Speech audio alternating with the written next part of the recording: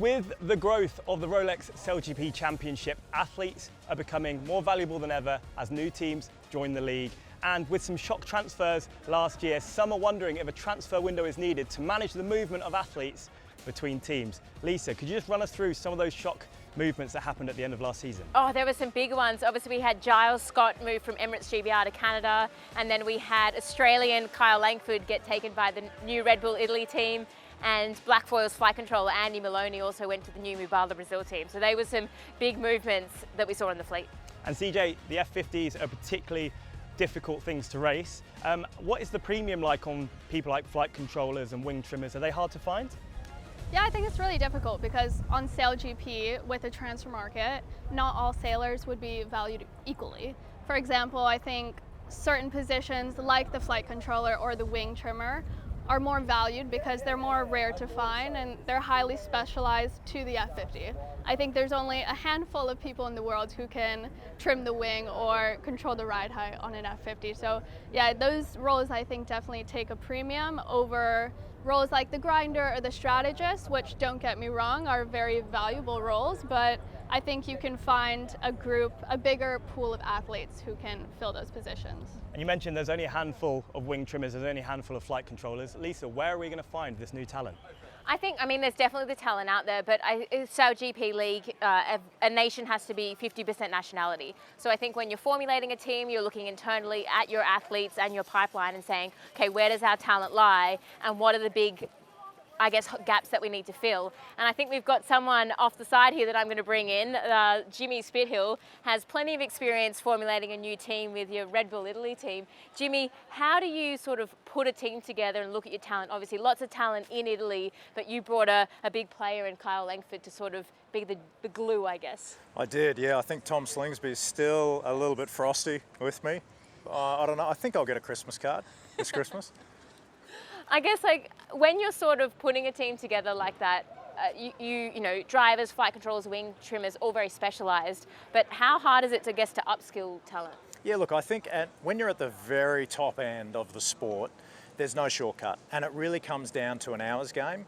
Then when you start a new team with athletes that haven't even raced together before, that in itself is another challenge. And look, you can go out, you can do training and you can do simulator sessions, but as we all know, there's nothing like the real race. You know, that's when you've really got the pressure, you've got all the teams out there, the money's on the line, but those periods are actually quite small. You know, we've got 3 short, really fast races, so it does take time to build up that level of experience. And with obviously you guys with Red Bull Italy and starting a relatively new team this season, how would you go about approaching an athlete that you had your eye on within the tech site here? Yeah, it had to be pretty convincing with Kyle, but fortunately, you know, Kyle and I had a long relationship in other competitions.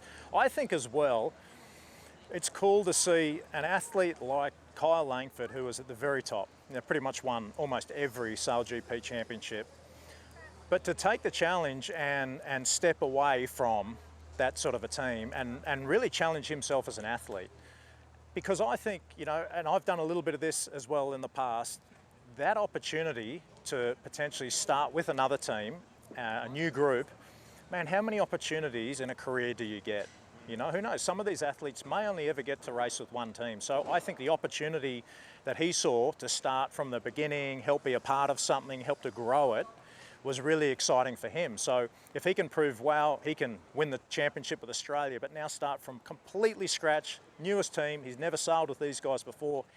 If he can get that team up to a championship, I mean, that'll set him apart from the rest. And with teams like the new Team 13 that's joining next season, what attributes are you looking for when you're looking for new athletes to join your team? I think obviously you're looking for talented athletes, and again, we're fortunate there's a lot of talent in Italy, but I've always maintained that I will take someone with a good team, no ego, a good work ethic over talent every day of the week, because man, it really is all about the team. It's not about individuals. You're in very high pressure situations and scenarios here, and you need to be able to take criticism. You know, and at the end of the day, it's not about you. It's about what can we do to help the team, and ultimately, what can we do to give the team a better shot at going out there and winning a race. And you mentioned, obviously, it's a team effort, but if you were going to be Thinking about who is the most valuable in terms of position on the boat, monetarily wise, who would you be looking to spend the big bucks on? Flight controllers, wing trimmers, where does it lie? I mean, look, every position on the boat is valuable. You cannot sail the F50 without having someone very, very high level and very, very skilled. So everyone, inputs into that. I think it really depends on the country you're representing and what, do you have a lot of drivers in that country? Do you have people with a lot of experience in flight control, the grinders, the strategists, everyone's different, some have more position than another. So I think it's quite personalised based on your team and also the talent pool that's available. And we're 3 events away from the winner takes all grand final in Abu Dhabi. What time of year are you looking to approach these people if there was going to be a transfer? Yeah, I mean, look, we're pretty set here. I mean, look, we've only literally just started this season. We're the newest team. We've got the least amount of hours. I think what's really important is building time together. I mean, if you're constantly chopping and changing in your roster, it doesn't give that team the time to really build those relationships. I mean, ultimately, if you look at the very top teams in SailGP, generally, they're the teams that have had a lot of time together. And they almost instinctively don't have to say anything. They can just sense what their other teammates are thinking. I think it's super interesting. So obviously you guys are kind of in this position where you're building from the ground up. You had that big, win convincing Kyle Langford to leave the Aussies. But I guess from your experience as obviously you've been a driver, now you're a CEO and co-owner of the team. I guess looking at the other teams that might be having conversations right now, do you think, those drivers that are also CEOs have a bit of pressure on them? Is it nice that you can sort of step back as a, not sailing and be able to manage all that behind the scenes, chat and you know what it takes to kind of get a big player into your team?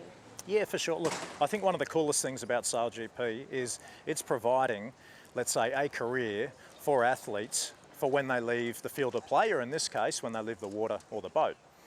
I've always really looked up to athletes that have been able to go out and be successful on the water, but at the same time when they leave their sporting careers, reinvent themselves and be successful, whether they're running teams or coaching or even involved in the ownership group. So this is the first time I've ever seen in our sport where ex-athletes are now having the opportunity to be owners in the team or in other roles. You see that in baseball teams, basketball teams, NFL teams. We've never seen that in sailing. And I think that's really encouraging because for the next generation of guys and girls who are athletes, not only can they dream about, getting the opportunity to race at this level, we're looking at the next generation of probably owners or investors or shareholders. So I think that's very, very exciting. And how do you feel about the transfer window? We had Pete Burling earlier mention that he wasn't particularly on board with it. What's your thoughts? Yeah, for me, I'm probably on the fence. I mean, at the end of the day, I think like a lot of sporting teams, it really comes down to the contract and what the contract says. Yeah, I'm on the fence. I'd probably side with Pete and say no. Okay, thank you, Jimmy. We really appreciate your time. Enjoy the rest of your day. Thanks. Interesting chatting to Jimmy, of course, but I think one thing to note is right now there is not a transfer window, so it's sort of a free market.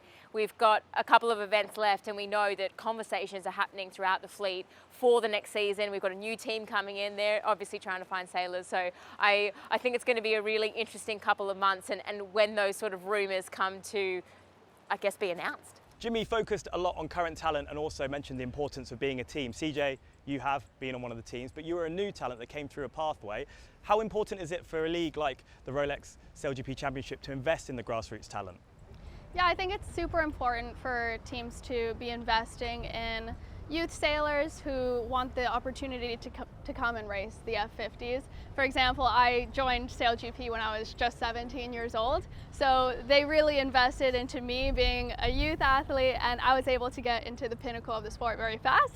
But also at the same time, when you just create a team, you kind of do have to have the advanced experience of maybe some of the other players already on the league. So it is a balance that they have to find. Yeah, just off the back of that, I think when you think about every single flight controller here, they all had to learn how to fly an F50, and they did that in the F50 because, you know, a flight control device doesn't exist in any other sailing. But when Jimmy talks about, you know, you look at your flight controllers and your wing trimmers, he's looking at people that are good at foiling boats in the pathway, or wing trimmers, maybe people that are really good trimmers in other style boats. No matter what, I mean, that experience is out there, and then how, you know, they learn, bring them in here, and then you've got to kind of learn on the job, which is why I guess having a few players of key players within the team that know what they're doing and kind of bring them up to scratch, I think that balance is where it's fine. But yeah, they've got to learn. It's a baptism of fire out there. Also, the problem is that they barely get any time on the boats. Like when they get to an event, they get the Friday and then straight into racing. So the fact that they don't have enough time to train on the F50s, I think, is what pushes a lot of teams to just pinch from each other and grab the best athletes. So with that in mind, and it coming to the end of the season, who are we going to see moving? Are we going to see some multi-million-dollar transfers happening? I think we're going to see a lot of money being thrown around. I'm sure there's a lot of conversations going around as well at the moment. I think the other thing is multi-year contracts, trying to make it hard for athletes to leave your team. I'd like to know, for the people watching, who you'd pay a lot of money for, what position you're going for, what athlete you're trying to get on your team, bit of like a fantasy league maybe. But, you know, I think it's quite interesting. We're already seeing that, and it's just so hard because people are so valuable to a team, and you've got to have more than just the money. Jimmy kind of touched on that. You know, for Kyle, it was, you know, building a team from the scratch and you know, having something to be really proud of and having that challenge. So I think there's got to be you can go after an athlete, but there's got to be motive to leave. Of course. Any last thoughts from you, CJ? Yeah, I guess it's just important to remember that there is currently a cost cap for each team. So it's just, how is each team going to manage that, get creative on who they spend their money on, what do they save on. So it'll be really interesting to see in the coming years for sure. Okay, and we're coming to that point in the season when the moving, the shaking, the changes are happening here at SailGP. Who may be moving, and if one goes, will they fall like dominoes? Time will tell. Keep your eyes peeled. We'll see you next time.